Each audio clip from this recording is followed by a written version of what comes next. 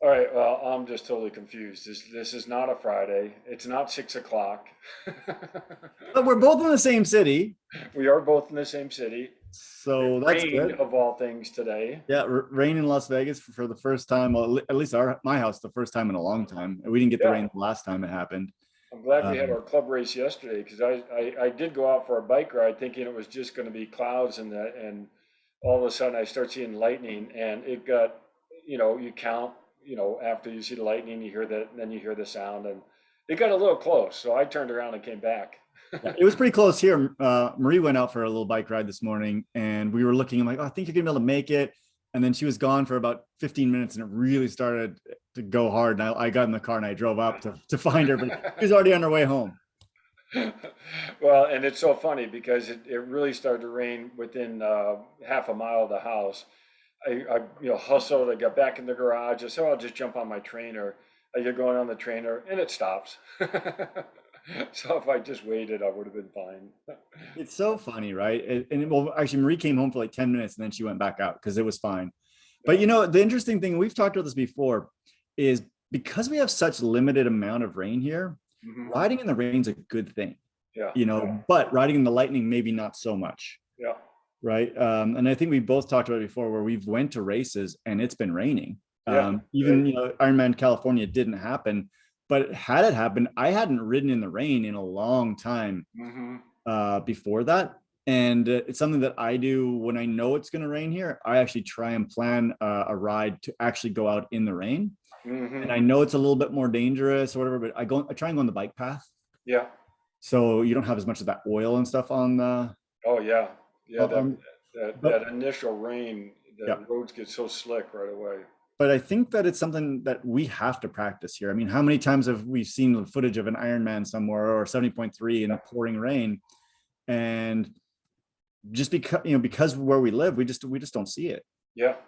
I used to, because I raced a lot in my first phase of triathlon back in the 80s, 90s. I used to race a lot on the East Coast, and we had rain pretty consistently at races, and I loved racing in the rain. It was Yeah. really a neat feeling. In fact, I'm going to be back there next weekend, and it might rain, and I would love it if it rained during the race. That would Yeah, be, I think it'd be spectacular. That I think I've done 3 races where it pretty much rained the entire day yeah, or a good part of it, and it's completely enjoyable. yeah, yeah, And maybe more enjoyable now. I wear a full visor, yeah. That's you because the gotta know bike, what I to mean, wear. being sprayed in the face is Yep, is a little bit rough, but yeah, yeah, it's super fun. Especially the run in the rain is the best yeah, yeah, yeah, because you don't overheat. It keeps you cool. I mean, I maybe once again maybe it's because we live here. Where if you lived somewhere where it rained all the time, I have some friends in Vancouver. They hate it, yeah, because yeah. and same in Portland. It rains all the time. It's not nearly as much fun. No, that's right. And yeah, and if it is raining during the run, that is the time where I will agree with one of our people who love watching our show. I will not wear socks for sure. Actually, I guess the last time we raced in the rain was in the 70.3 Worlds. Oh yeah, that's right. That did rain. It rained a ton. Yeah, that rained and held and everything. Yeah, and to me that was super fun. So Yeah. Well, yeah, it was fun after making sure that we weren't going to get blown off the road at one point. exactly, So exactly. that was crazy. All right, well, we've got a neat topic today, and we've had a lot of people comment on our Facebook thread about transitions. And transitions are so important to a race that we overlook them.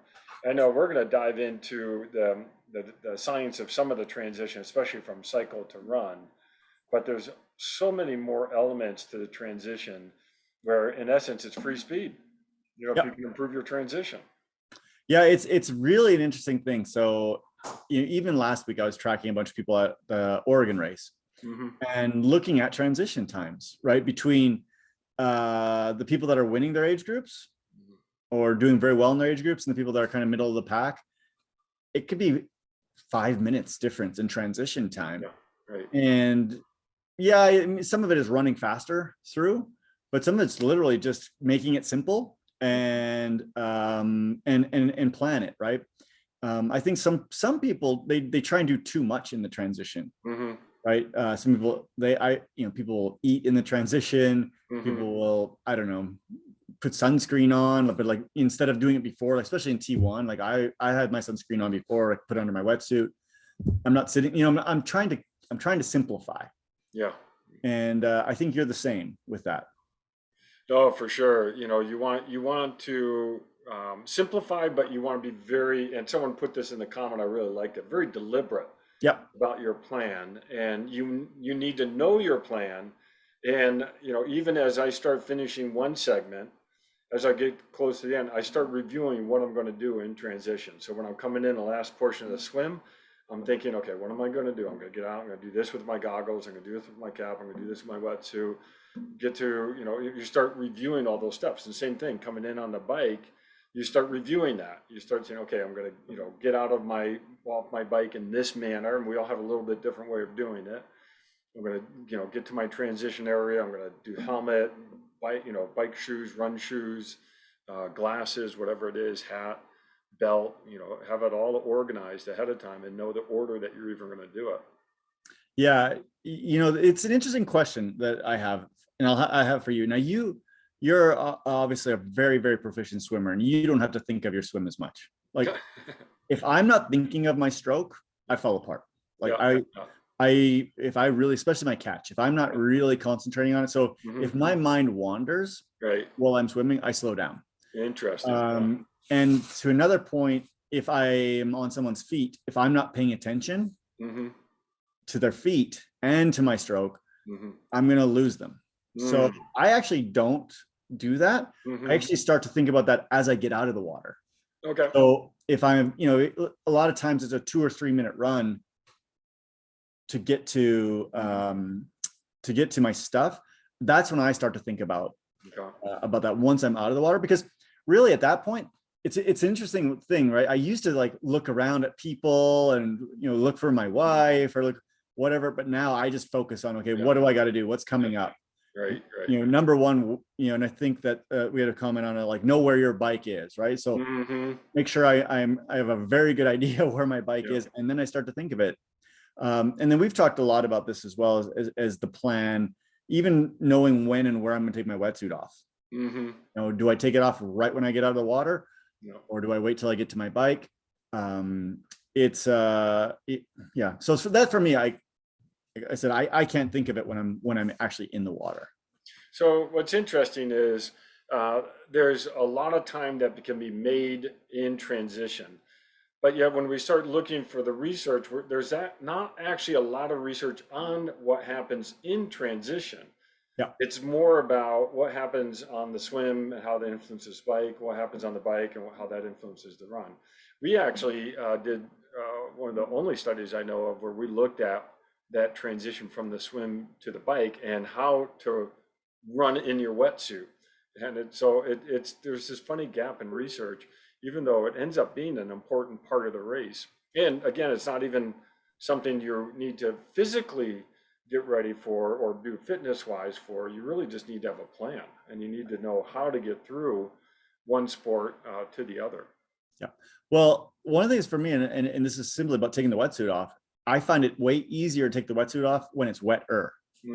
So if I get up the ramp, for example, as soon as I can find a flat spot, I get my wetsuit off. With the exception, if it's really cold. Right. If it's a cold day, I'm going to keep the wetsuit on as long as I can. So I can actually, as I run, hopefully I'm trapping some heat. So once again, it's not every race is ultimately going to be the same. I don't know. What do you do with your wetsuit? When do you take yours off? So it does depend on the race, and it depends on the weather, and so it depends on the conditions of the race. If it's a long transition and it's cold, I'll leave my wetsuit on all the way up until all the way up, because we actually showed that if you wear it all the way up, that's the least costly when you're running in the wetsuit versus carrying it versus having it hanging halfway down is actually the worst. And so if I've got a long transition, I'll leave it up, especially if it's cold, and then take it off at close to the tent at that point. Okay. But if it is a short transition, you're right, getting it off when it's wet. I mean, I see people will even start taking it off in the In the water water. Yep. and take it all the way off in the water. That depends on, a little bit about what the exit is. Boulder Beach is such a tough place to try to get an even footing. I don't know, that's, But if you're on a nice flat boat ramp or something yeah, like that, yeah, right. it might actually be a good thing to do. Yeah, yeah. Because, So, like, I don't know about you, but when I stand up, I initially feel a little lightheaded, yeah, right. right? Especially if I've been going pretty hard and Yeah. I can't get my wetsuit off then. I got to wait a little bit to kind of get that, my blood pressure regulated before I can like Well, bend and down and take it off. this is that first level of looking at physiology of transitions. You're going from this horizontal position where Yeah. you're using most of your upper body, your blood is mostly going to be in your upper body, and then you go to a vertical position where you're going to start using your lower extremity. Now you've got to redistribute all that blood, and yeah, sometimes your head doesn't get the first crack at the blood, Yeah. and you get a Or little. orthostatic hypotension, That's right, we right. call it. So, it's true. And once again, like, and I think people put this in there, in the comments. And if I was, to say this and reading lots of stuff, everyone says practice, practice, practice. Yeah, So the first question I have for people that I consult with is, how often have you practiced swimming hard, standing up, and taking your wetsuit off? right. Right? Most people, they don't practice that at all. Mm-hmm, mm-hmm, Even if they go for a practice lake swim, mm-hmm. they might swim hard, but then they get out and they chit chat with their friends Yeah, and hang around and slowly take their wetsuit off, and they're careful with their wetsuit, which you should be. yeah. Um, you know, even when oftentimes before I race, I'll pre-swim in the pool in my wetsuit. Mm-hmm. And one of the things I do is, I only swim like half the time with my wetsuit. Now I get out, but when I get out, I try and actually get out quickly and try and take my wetsuit off quickly. Right, right. And once again, just to practice that feeling of being a little bit fatigued and trying to get your wetsuit off. Well, and I'll put a little plug in for our Tri Club events, because that's what those Tri Club events are perfect for. It's because Yep. that does give you that race environment. It's a smaller group, so it's a little different element, but now you can actually practice that part of the race, and you can go into the race and say, "This is what I'm going to practice. I'm going to practice doing this transition, whichever one it is, as fast as possible, or as controlled as possible, or whichever way." And because sometimes it does take that feeling of being in a race to actually feel like you are practicing. And then practicing, we've talked about this before too, just practicing setting up your transition zone Mhm, or your area and doing it, right? mhm. Like, set your bike up in a little rack on your street in front of, however you can, put your stuff out, run up to it, get it on as fast as you can, mount your bike and go. Yeah, And do it over and over and over again, right? Like, there's nothing saying you can't do that 10 times in a row. mhm, And so now you don't have to think about it. You've set it up so many times and you've done it that it really is just second nature. If you watch the really elite triathletes, it's seamless how fast they get from swim to bike and bike to run. mhm, mhm. And you said it already, it's free time. Yeah, well, you were talking, you mentioned this before we started. I mean, if you're doing a 5K as the run segment and your transition is 30 seconds longer than someone else, that's 10 seconds per mile that Yep. you've got to now make up over that 5K, and that can be a big ask. Well, how much training would you have to do to increase your run pace by 10 seconds per Yeah, mile? that's right. There's a lot of hard sessions in there to get, especially if you've been running a long time. There's a lot of hard sessions in there. Whereas practicing your transitions in your street or in your garage or wherever you are, that's not hard, Yeah. right? And And so instead of maybe an extra run session that week, maybe that could be your session. mhm, And I encourage people to do that and to get it so it's second nature. Now, I can also tell you, and we've talked about this before, is the plan's only as good as the plan until something goes wrong. And for me personally, I struggle in T1, like struggle. I cramp almost any long course race. I cramp in T1. In a sprint or an Olympic, I usually don't. mhm. And so all the practice in the world doesn't matter if you if your hamstrings locked up or your quadriceps locked up, I just got to wait it out, and stretch the best that I can. And so oftentimes I have a slow T1, but not because I don't have it all planned out. It's like I cramp in T1, and I wish I could figure it out. Well, and see, that's a good point, is that we can't always look at a longer transition as necessarily always bad. It's true. Because yes, you don't want to, obviously adding time to your course doesn't help, but if you're able to regroup, whether that's, during an iron distance event where you need to really regroup before you go out on a run, maybe taking 5 minutes, maybe taking 10 minutes where you're regrouping mentally and physically, that might help you do the next segment better than if you're rushing and you're anxious and you're trying to get started on that next event. So there's a lot to it that it isn't as easy as saying, well, if I take, and I know you're not saying it this way, but if I take a minute off here, that means my overall time is going to be faster by a minute. That's not the case, because you're. I agree, like, completely. At the last Ironman, I took a 9-minute T1. Yeah. And I was very methodical. I sat there, I was cramping, so I took some cramp juice, I tried to relax. I did a little bit of breathing exercise because we had chairs in a tent, right? I did what I could do. I got my helmet on, made sure it was on right. I literally took my time, and then when I came out, I felt great. Yeah. I felt good. And in an Ironman, that's a couple extra minutes is not as critical. In a sprint, right? I mean, if I take a couple extra minutes in a sprint, that could be, especially if it's a competitive sprint, that could be 5-6 places easy. Right. And so I think that the distance does make a difference. Oh, that's right. And so, what I loved about, the comments on Facebook so far have been really great tips on how to practically improve your transition.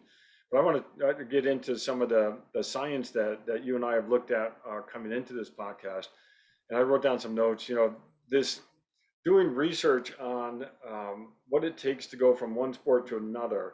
There's a lot to it, and there's a lot of limitations. We're talking about some of them is there's complicating factors of the transition area and so forth, whether your stuff is right there or if it's in a bag and you've got to go to a tent or what have you. But the one that you just mentioned, I think, is really important, and the literature has to really be careful, or when you look at the literature, we've got to be careful reading it, in that the race distance that they're talking about is really critical in whatever the experiment it is that they're doing, whether it's a super league type transition where the segments are really short and high intensity, or if it's an iron distance event or an ultra where the transitions are a different element, because you're going so much slower for each segment. So that's one thing. The other part, when we start looking at the research, is differentiating between fatigue, near the end of an event, versus one sport influencing another. Yeah. And so we just talked about swimming influencing, in essence, running to the bike because of that hypostatic, that loss of or change of blood flow, or going from a horizontal to a vertical. But that's a really neat area of research, is how does biking influence running? And not the fatigue part, because now that introduces a whole nother part of how, the experimental problem of doing this type of work is what intensity to use for the cycle and so forth. We'll talk about that. But it's both, and I don't know, I don't know if you got the message that Matt Olson sent us today. It was, he sent us an article as well that was basically, swimming to biking. Yeah. And I thought it was it's really interesting, right? When we look at the research, and once again, we didn't say we're going to talk about this thing before we got on, but it was interesting it showed that, when you swim before you run, your physiologic markers are worse, basically. But when you look at that research study, and I'll outline it really quickly. It was elite age groupers, and they had them swim a half Ironman distance swim, then run, or not do it and then run. And it was on different days. And of course, when you swam for 35 minutes before you ran, the running was more difficult. Yeah. Right. But in my mind, that's a poor research design. Right. Because if you did anything for 35 minutes before at intensity, right? You could have been rowing, you could have been weightlifting, you could have been playing basketball, whatever the case may be. We create fatigue as we do stuff, especially if we do stuff relatively hard. Right. But that being said, that still doesn't mean there's something we can't learn from this. And I think you were starting to go down this road, and correct me if I'm wrong, but you were kind of getting at, if we're, getting fatigued. Mm-hmm. And one of the things we can do is become a more efficient swimmer and a better swimmer, so we're not as fatigued getting onto the bike. Right. It's something that I've kind of hung my hat on in the last few years. Is actually my swim times haven't got much better. Like they really haven't. But I'm trying not to be as fatigued. Yeah, right. By the swim, right? I'm swimming faster, but I'm swimming more efficiently. My distance per stroke is better. My cadence is slower. Yeah. And I'm going the same speed, but I'm not like as fatigued. And that's one of the things I've been trying to do with my cramping issue, is like, if I swim more efficiently, maybe it'll be better. Mm-hmm. And, a lot of triathletes spend a lot of energy swimming inefficiently, or not having good swim fitness. And then that does carry forward into the bike. Oh, I love that. Yeah. And I remember when I got back into racing in 2007, I did Pumpkin Man, and I remember doing the swim and then the bike and the run, obviously. But I remember getting out of the swim and not having that swim fitness, and really struggling on the bike because I didn't have the swim fitness. It wasn't that the swimming influenced the cycling. It was literally just not having the fitness and already taking some out. And so I really learned even at that point.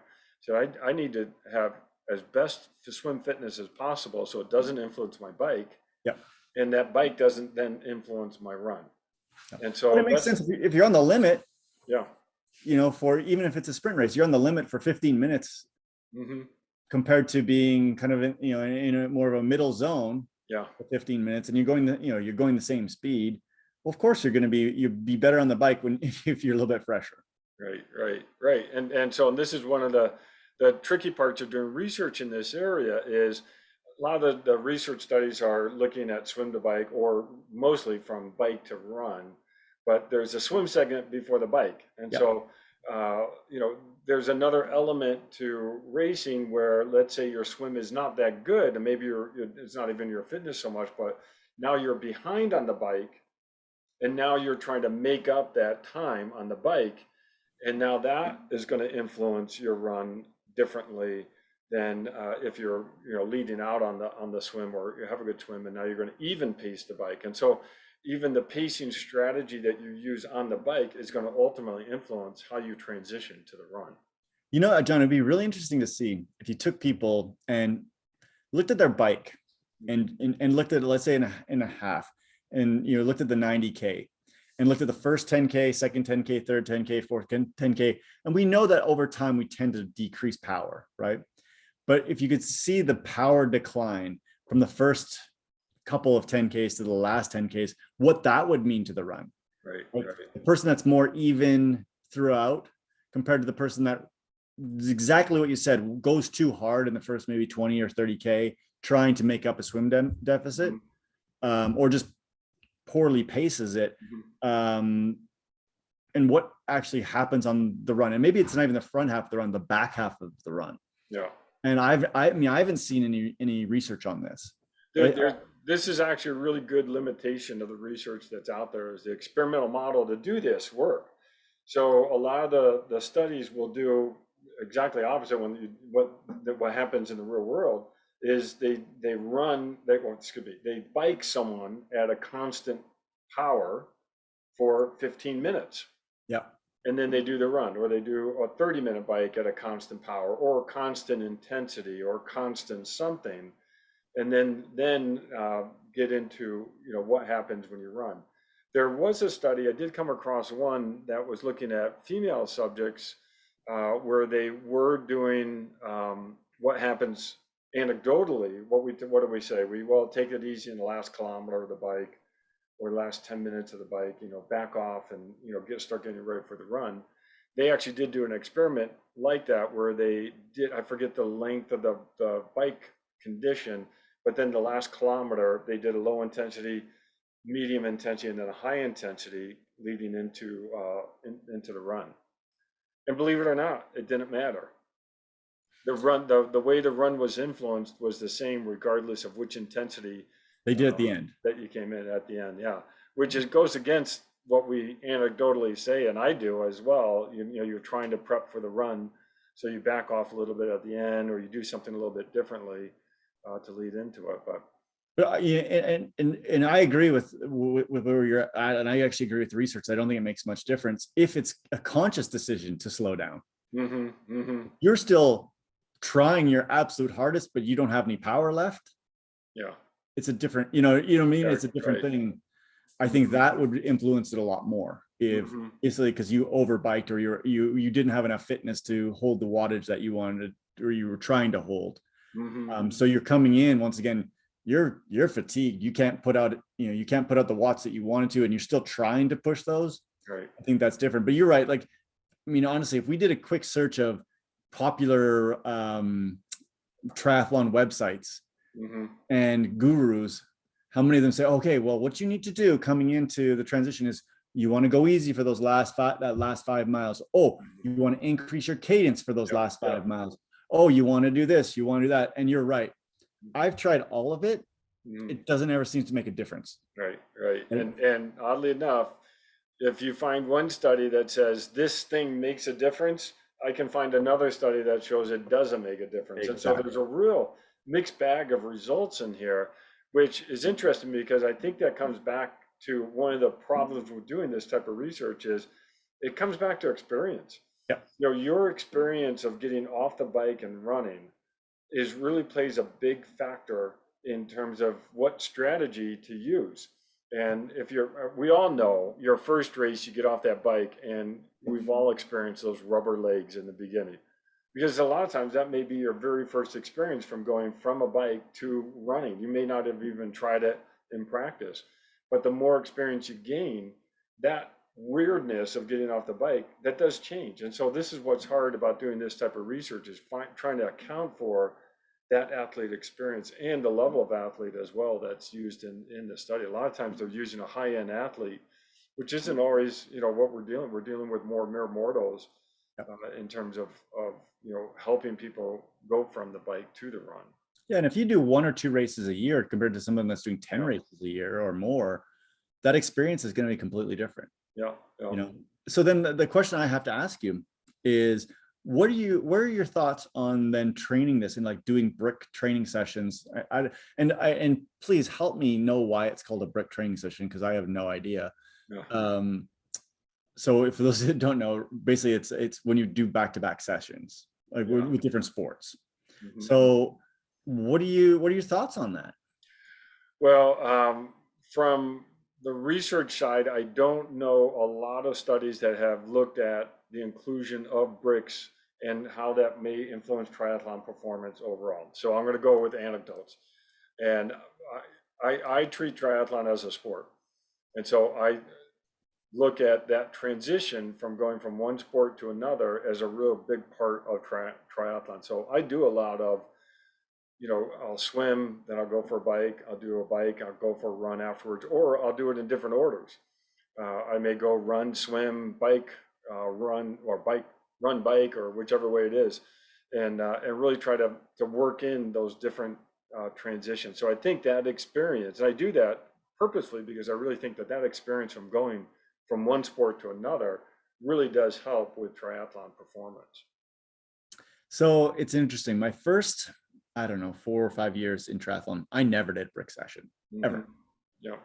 Like I just couldn't wrap my head around why someone would want to do this. And then I remember doing my first one, and I really honestly didn't even know what I was doing back then. And I just ran a 10K after I did a 56-mile bike or something like that. And I ran too fast. Yeah. I was like, "Whoa, my gosh, I shouldn't be running that fast." And for me personally, I don't know what it is. Maybe it's my physiology. I never have a problem running off the bike. Like the first, well, in St. George is the only place I do because we go straight uphill.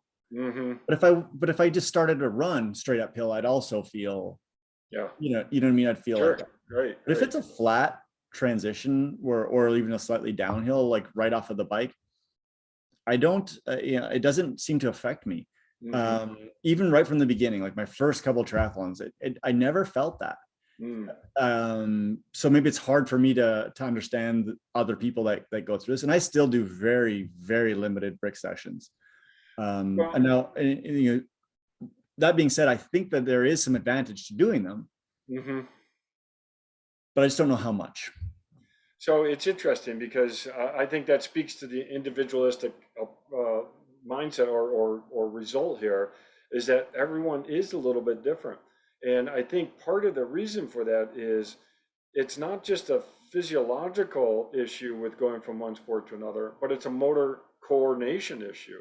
Yeah. And so when you're biking, you're coordinating your muscles one way. When you're running, you coordinate them another way. And so even transitioning, it's a neural component from one to another. And some people, frankly, just do it better than others. It's a skill. And so I think maybe that's what you're speaking to is you have that ability to coordinate on the bike and then coordinate differently on the run without really missing a beat. Other people will have a more of a struggle with that and may need to learn that. I wonder if it's because I, came from a running background, Mm-hmm. Yeah. Right. right? And so maybe for me, like my normal motor pattern is to run, or my more comfortable motor pattern is to run. Or if Mm-hmm. somebody, for example, they came from a swimming background and running was the most difficult thing for them, they don't have that same neuromuscular coordination. Mm-hmm. And maybe that's the issue. I don't know. Yeah. Once again, there's no research on this. That would be a really interesting one to look at too, right? What was your background coming into triathlon? Mm-hmm. Mm-hmm. Yeah. Right. No, and yeah, and off the top of my head, I can't think of any coming across any research in that. Just the demographics of someone and their level of experience. The other area that I'm at and why I limit the amount of brick sessions is I'm once again fearful of injury. Yeah, I'm glad you mentioned that. Yeah. Because let's say you go out and ride for 3 or 4 hours Mm-hmm. and then you go for a run, you're running in a fatigued state. Mm-hmm. And there is potentially more chance of developing an injury, I think. Mm-hmm. I Well, don't and I know. think this is where the technology isn't quite up to snuff, if you will, in terms of calculating the training load of doing Yeah. individual bike and run training versus bike run or run bike, whichever way it is.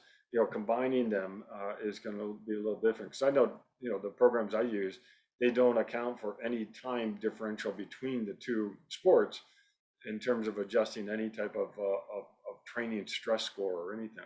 I'm so glad you said that because I'm going to start doing this. I'm going to start calculating a brick as like 2x or 2 times the TSS. Mm-hmm.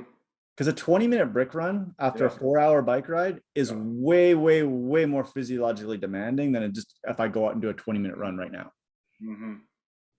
And we shouldn't score it the same. Actually, this is a big controversy. We can get into this about TSS. TSS your 4th hour calculates the same as TSS your 1st hour, and they're not the same. Right. Yeah. I'm confident that somebody is going to at Training Peaks or somewhere else figure that out into the formula and tweak that, because I think that is Well, this is where we're seeing AI, artificial intelligence algorithms coming into this monitoring of all these data points. Okay, so what you spoke to in terms of the run being harder after the bike, there's good research behind that. And we know running economy or how economical you are, I'll use the word efficient just for sake of this discussion, it does change when you bike first. Uh, but what's interesting is when you look at the literature and how they've looked at the timeline that happens, probably within 1K or 2K. Again, there's a lot that goes into this in terms of what the cycling condition was. Was it steady state? Was it variable? What intensity was it at? How long was it? Was it on an ergometer, or what type of, what your bike fit? There's a lot that goes into it. But in general, the research points to your economy probably gets back to normal within 1 or 2 miles, probably at the most at that point, that outside of fatigue. Now, the fatigue is a whole nother issue, but in terms of transitioning from one sport to another, it starts to look similar after about a mile or 2 miles. Like if you ran, took a break, and then ran again, versus bike, took a break, and then ran, those runs will start looking pretty similar after 1 or 2 miles. Yeah, and the thing is, a lot of our brick sessions are really short, and it may only be that first 2 miles where you're actually probably not running very well. And I mean by well as efficiently as you normally different than you normally would. Yeah. And and I don't know how much different causes injury. I don't know.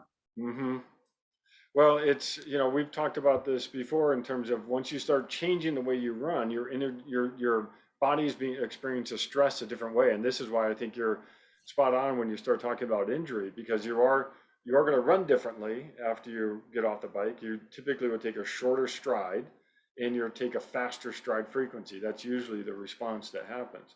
And so now you're coordinating things differently than what you normally would. And so if you don't practice that, that's a new stress each time. And anytime you're exposing your body to a new stress, you are introducing a risk of injury. Yeah. But that being said, maybe we should practice it. I don't know. Yeah. And I think that's the answer to it, is you need to learn how to transition. And I use the word learn because you do need to learn. You need that motor coordination of how you go from biking, where you're coordinating your muscles one way, and now you're going and running, and you're coordinating the same muscles, just in a different manner. Yeah. Very interesting. I love it. Yeah. All right. I'm going to look at the live comments here. This is, this goes along with this. Bob says some non-points practice triathlons might be good training, add points, and it's no longer a practice session. Yeah. Well, okay. So practice versus training, that might be where he's getting at, is, if you're just practicing your transition versus you're trying to get a training response. Brian adds, I've only had the rubber leg sensation when I first started. Even if out of shape, transitioning to run doesn't bother me like it first did. And I really think that speaks to what you described too. And that's that experience factor. Having that learning. And Maria writes, I feel terrible and I feel I need a lot of practice transitioning from the bike to the run. Yeah, it does. It does. It's not necessarily that something that comes easy. And I know that there's people that do where they'll do run, bike, run, bike, run, bike in one session. So it'll be, 20-minute bike ride, 5-minute run, 20-minute bike ride, 5-minute run. And I think if someone's really is struggling with that, I think that might be a good approach, rather than do a long bike and then do a run. I think that might be a better way to approach it. I don't know. Once again, no research on this stuff. No, and this is what's hard, is that the research that is out there, it's getting off and running on a treadmill. Yeah, that's another one, right? If you're running on a treadmill, it's completely different, especially getting off of a bike. Yeah. And then running, down at our Boulder Beach, and then running uphill off the bike doesn't count. But this is why, the more race experience you get, the better this becomes, because there's a learning component, and then there's the training response component that you need to have. And so really, experiencing these different transitions just is really important from a learning factor. So John, when you get off the bike and you start to run, what do you like? How do you pace that first mile? Like, what goes on in your mind as far as, do you just kind of go off a feel? Do you actually look at a watch? Do you think of like your run cadence? Like, do you have a plan for that first mile of running? Yeah, I am very much by feel in the way that I approach, and that's probably because I'm still, old school a bit, but I do really go by feel. But my sense is to try to get comfortable as soon as possible. Yeah. And knowing that that first quarter mile, that first half mile, that first mile may be really challenging to get comfortable, but I'm trying to find my breathing rhythm. I'm trying to find my coordination between my upper body, my lower body, and really just trying to, like you say, when you're thinking about your swim, I really try to focus on my run style in the beginning because I'm trying to get back to that normal. What do you do? I actually go in something we talked about a long time ago.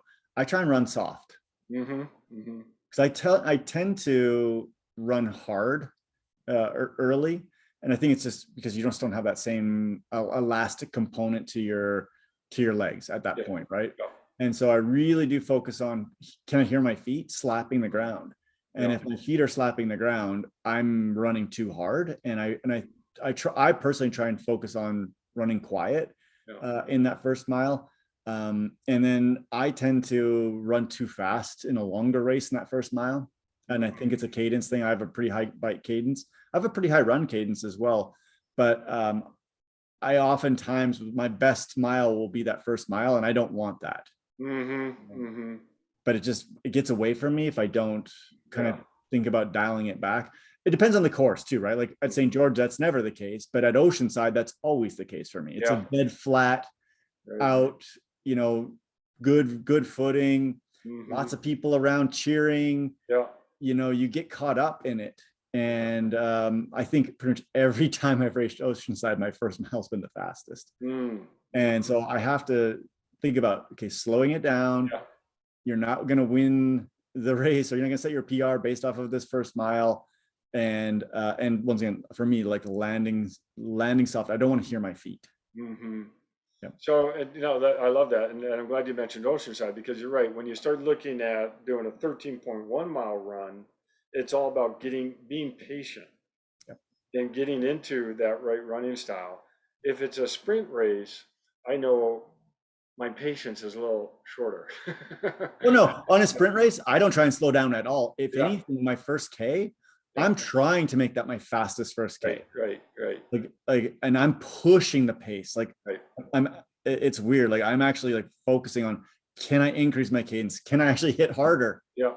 Like, Mm-hmm. you know what I mean? It's a weird thing in a 5K. It's because to me, that's a completely different ball game Right. compared to a 70.3 or a longer race.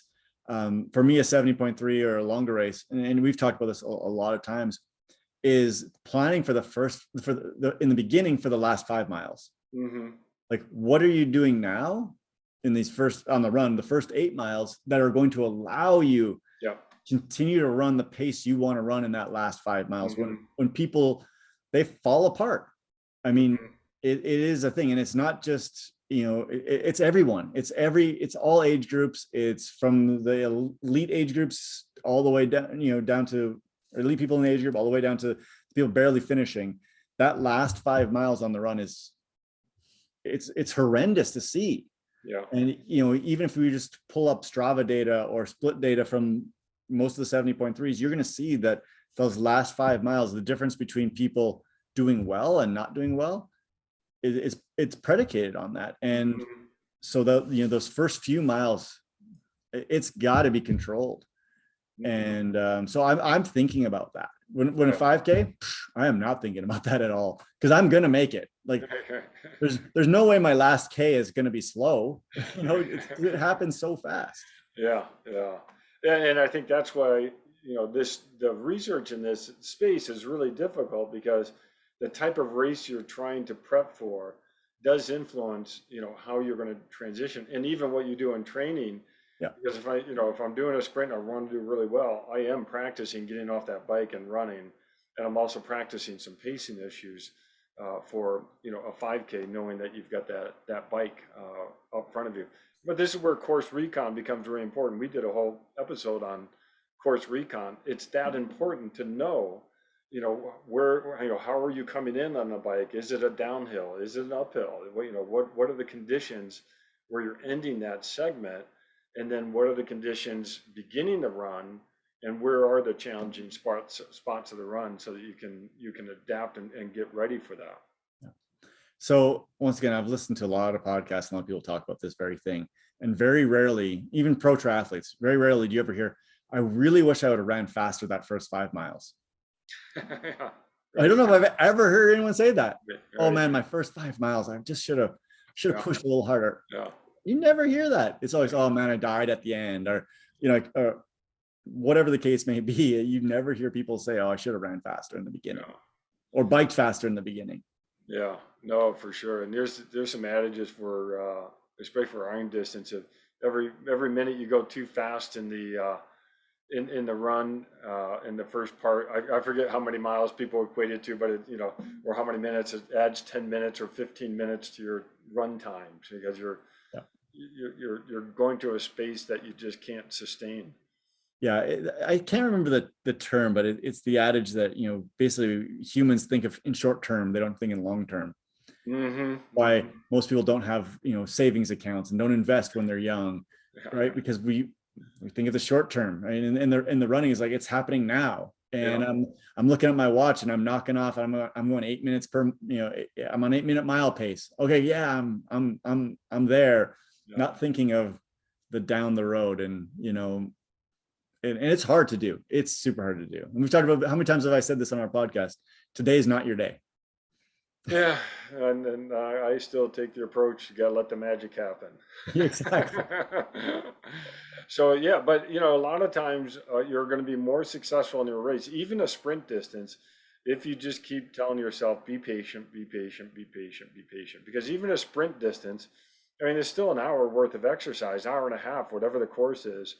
I mean, and that you gotta sustain, a good intensity for that, hour and a half, maybe 2 hours even. So it's not like a sprint. And so if you keep telling yourself patience, patience, patience, and even coming out of one sport and going into the other, just be patient, and you will find that run style, you will find that bike style after the swim. But be efficient in your transition. Yeah, yeah. But yeah, but I agree with you, and it's a hard thing to teach, Mm-hmm. and it's a hard thing it's easier said than done, Yeah. as well. I think people oftentimes will tell themselves, okay, I need to be patient. I need to get on the bike. I need to get settled in. I need to, and but then it's in the back of their mind. It's like, oh man, like I should have swam better, or they messed up in transition. Mm-hmm. Yeah, right. Right? Oh, I dropped this in transition. You and I both had transition problems at Oceanside. I left my socks in my backpack and had to go into them. And I think you dropped something and couldn't find your No, socks. someone took my sock. I don't Someone know took what your socks, happened. right? So, but then it's so easy to be like, oh, I got to go harder on the bike because I made that 30-second mistake in Yeah, T1, yeah. or I couldn't get my wetsuit off, or for Yeah. me, like I cramped and I had to stand there for a minute. So then it comes back to, well, I got to make that up. There's no making up, Mm-hmm. Mm-hmm. right? And I think in triathlon, a lot of times we do this is we think about like, well, can I make up for Yeah. this? No, and I love that because this is where we sort of started is there's the logistics of having good transitions. And it's the practice, it's the placement of your gear, it's knowing what you're going to do next. There's the logistics, and that you've got to get that nailed down because that takes off that stress of that portion. But then there's also the fitness and the neurological and the physiological responses of going from one sport to the other. And that you also have to practice, but for different reasons. There you're trying to learn how to coordinate differently, whereas logistically you're trying to figure out, okay, wait, if I put my glasses here, then that means I got to move my glasses before I put my shoes on. So you got to work out all those little details of what order you're going to do things. That's not a physiological issue, that's a logistics, and that's really important to have down because then it will allow you to be able to get more comfortable with the next sport. Yeah, the other thing I'll say is you have to make mistakes too. You can listen to us jammer on about this and other people talk about this, but you're going to learn best when you make a mistake, right? I will never leave my socks in my backpack again. Yeah. Right?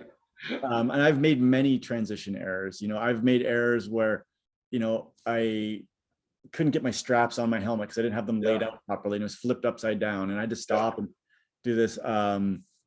We talked about this. This happened last summer to me. I left my swim shorts on, my neoprene shorts on in a sprint race. as I went out of T1. I'm wearing them as I'm about to get on the bike. Yeah. Like, I'm not going to do that again. Yeah. Like you and I together, we added up, we've done almost 200 races, and we still make mistakes, but I at least pride myself, and I know you do too, on not making that mistake again. That's right. Right. And so you're going to make mistakes. Just you got to learn from it. And John, I think there's something you told me. Oh man, this was right before my first Ironman, and you probably don't remember it, but you've probably said this to a lot of people, is triathlon is problem solving. Yeah. Right. Problems are going to happen and things are going to happen, and how well you solve those problems and how calm you keep and your demeanor is going to translate into a better day. Yeah. If you do well. Yeah, and you're right. We all make mistakes in transition, and maybe it'd be fun to tell a few mistakes. I know I've told this one before. I left T2 without my, or excuse me, I left T1 without my helmet. Yeah. Because I knew, how many people have you seen that though? Like people yelling, hey, you forgot your helmet. I was so caught up in the race because I knew the guy in front of me, we had raced before, and he was a better swimmer than me, and I knew I had lost some time on him on the swim, and I needed to get out of transition as quick as possible. And I took off, and I totally forgot my helmet.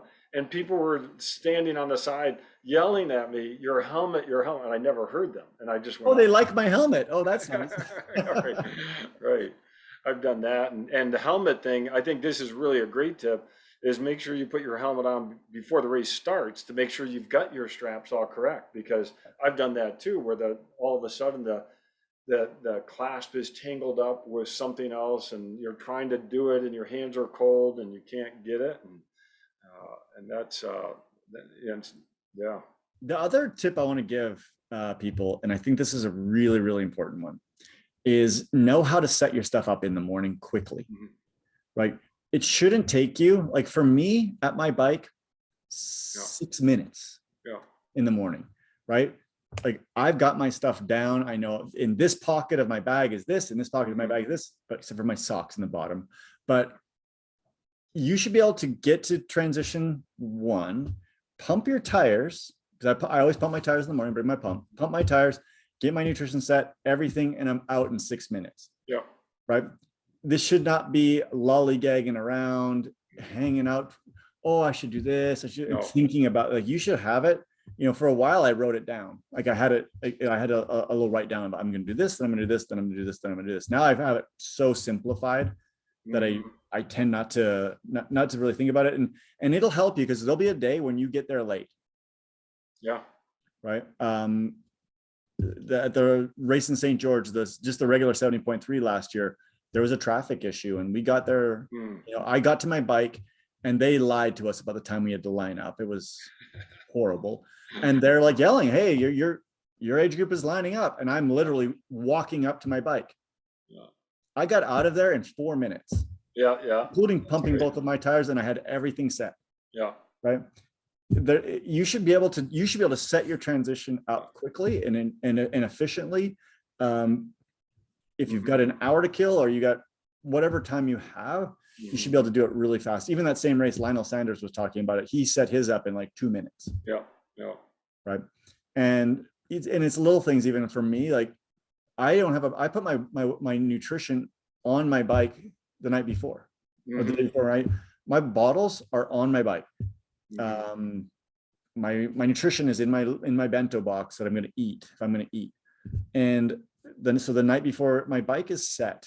Like I just got to get my tires pumped up, put my computer on. Actually, I always turn my computer on in the transition zone, so I don't even have to worry about that when I'm in T1. Get my running shoes, get my bike shoes, helmet, belt, and that's it. And I'm leaving there. Right. And I think that's also a piece that people can take away. And I know they give you a lot of time, and I've never understood this. Is like, okay, we're gonna have a race that starts at 6:30. Transition opens at 4:30. Well, are you gonna have breakfast in there? Right.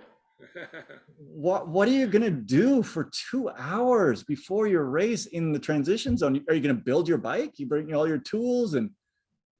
Well, apparently someone took one of my socks. They're gonna steal your socks. That's all that's gonna happen. Well, and I like this a lot, and I think the other part to remember is you're wet when you get out of the water. Yeah. And so the thing that I think gets a lot of people is they plan a certain clothes uh, change. And again, it depends on your level. Some people wear the same clothes all the way through. Some will change. Some will add a top on after the swim, whatever it is. And you got to practice that when you're wet, because trying to put clothes on when you're dry is very different than when you're wet. And so you really have to plan that out. Um, And I and know both of us, we're not supposed to, but we wear socks on our longer races. And I have a plan. Like I preset my socks kind of half folded out. right. And I have a particular set of socks that I know I can get on when they're wet. I have it. Mhm. I even have like a little black line. I've actually put a Sharpie on top. So I know that that's the top middle Yeah. of where my sock's going to go. Mm-hmm, So I mm-hmm. can get it on. I'm not like trying to twist my sock and get it all on, you know, all those little things. You're like, when you're wet, Mm-hmm.